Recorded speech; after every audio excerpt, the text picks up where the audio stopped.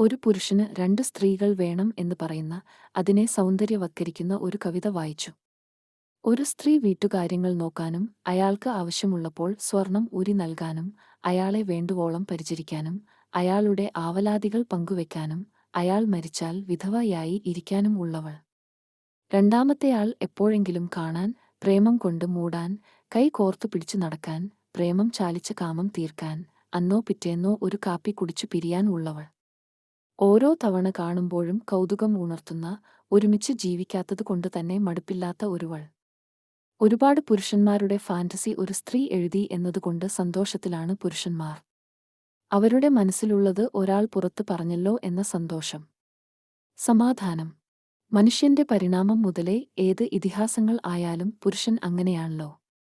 അനേകം ഭാര്യമാർ, കാമുകിമാർ, വെപ്പാട്ടിമാർ, ദാസികൾ.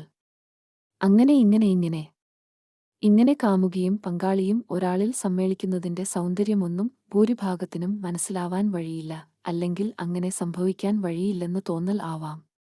ഇങ്ങനെ രണ്ടുപേര് രണ്ടുതരം ആവശ്യങ്ങൾക്ക് വേണമെന്ന് ചിന്തിക്കുന്ന അത്രയും പുരോഗമനകാരിയായ ഒരാൾക്ക് സ്വന്തം വീട്ടുകാര്യങ്ങളും പ്രാരാബ്ധങ്ങളും സ്വയം വഹിച്ചാൽ എന്താണ്? ഏയ്, അത് പറ്റില്ല. എന്നും വെച്ച് വിളമ്പാനും, കുഞ്ഞുങ്ങളെ പ്രസവിക്കാനും, അണിയിച്ചൊരുക്കി കുടുംബങ്ങളിൽ സൽക്കാരത്തിന് കൊണ്ടുപോകാനും, ഒരു പനി വന്നാൽ കഞ്ഞി കോരിക്കൊടുക്കാനും, നെറ്റിയിൽ മരുന്ന് പുരട്ടാനും, തോർത്ത് മുക്കിപ്പിഴിഞ്ഞു തടവാനും, ഓഫീസിൽ പോകുമ്പോൾ അലക്കിയ ഷർട്ട് ഇസ്തിരി ഇട്ടുവെക്കാനും, കൃത്യസമയത്ത് പ്രാതലും ടിഫിൻ ബോക്സും ടേബിളിൽ എത്തിക്കാനും, എച്ചിൽ വാരാനും, വീട്ടിൽ ഫ്ലവർ വൈസ് അടക്കമുള്ള സാധനങ്ങൾ വരെ തുടച്ചു മിനുക്കി അടുക്കിപ്പെറുക്കി വെക്കാനും ഒരാൾ വേണ്ടേ? എന്നും കണ്ടു മടുത്ത മുഖം. ചർമ്മം സംരക്ഷിക്കാൻ സമയം കിട്ടാത്തതുകൊണ്ടുതന്നെ ആ മുഖത്തു കരുവാളിപ്പ്, പാടുകൾ, വരകൾ. സമ്മർദ്ദം കൊണ്ടും മുടിയിൽ എണ്ണ തേച്ചു കോതാൻ സമയമില്ലാത്തതുകൊണ്ടും ചെയ്തു തരാൻ ആരുമില്ലാത്തതുകൊണ്ടും കൊഴിഞ്ഞു വീഴുന്ന മുടിയിഴകൾ. അത് തറയിൽ വീണാൽ കേൾക്കേണ്ടി വരുന്ന ശകാരങ്ങൾ. ഇതിനൊക്കെയും ഒരുവൾ. പ്രേമത്തിന്റെ പുതുമ ചോർന്നു പോകാതെയിരിക്കാൻ മറ്റൊരുവൾ. പുരുഷൻ പ്രേമത്തിലും കാമത്തിലും എന്നല്ല ഒരു ആവശ്യങ്ങളിലും കുറവ് വരുന്നത് ചിന്തിക്കാൻ കഴിയില്ല. ആ കഴിവ് കേട് മറച്ചുവെക്കാൻ ഒരു പങ്കാളി. കഴിവ് കാണിക്കാൻ വേറൊരു കാമുകിയും. എന്റെ ഭർത്താവിൽ നിന്ന് ഒരു ചുംബനം കിട്ടിയിട്ട് വർഷങ്ങളായി എന്ന് പറഞ്ഞു കരഞ്ഞ സ്ത്രീ സുഹൃത്ത് ഉണ്ടെനിക്ക്. മറ്റൊരാൾക്ക് വിവാഹിതയായി അനേകം വർഷങ്ങൾ കഴിഞ്ഞിട്ടും 2 കുട്ടികളുടെ അമ്മ ആയിട്ടും ഓർഗാസം ഉണ്ടായിട്ടില്ല. അങ്ങനെ ഒന്നുണ്ടെന്നു പോലും അറിവില്ല. ഒരു കുഞ്ഞുണ്ടായ ശേഷം സമാധാനമായി യാത്രകൾ ചെയ്യാൻ കുഞ്ഞു തടസ്സമാകും എന്ന് പറഞ്ഞു ഭാര്യയെ കൊണ്ടുപോകാത്ത ഒരാൾ. ഇങ്ങനെ അനേകം പേര്. ഒന്ന് പുറത്ത് ഇറങ്ങിയാലോ എന്ന് കേഴുന്ന ഭാര്യയോട് എന്തെങ്കിലും ഒഴിവുകഴിവുകൾ പറഞ്ഞു നട്ടപ്പാതിരയ്ക്ക് നിലാവത്തിരുന്നു പ്രേമിക്കാൻ വേറെ ഒരുത്തിയെ കൂട്ടുതേടുന്നവൾ.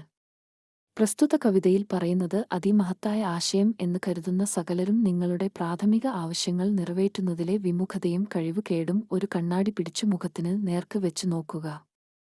അതേ കണ്ണാടി സ്വന്തം ഭാര്യയുടെ നേർക്കും തിരിക്കുക. എത്ര നല്ല സാരി ഉടുത്താലും നിങ്ങൾ അവളുടെ സൗന്ദര്യത്തിനെക്കുറിച്ച് പറഞ്ഞിട്ട് എത്ര വർഷം കഴിഞ്ഞിരിക്കും?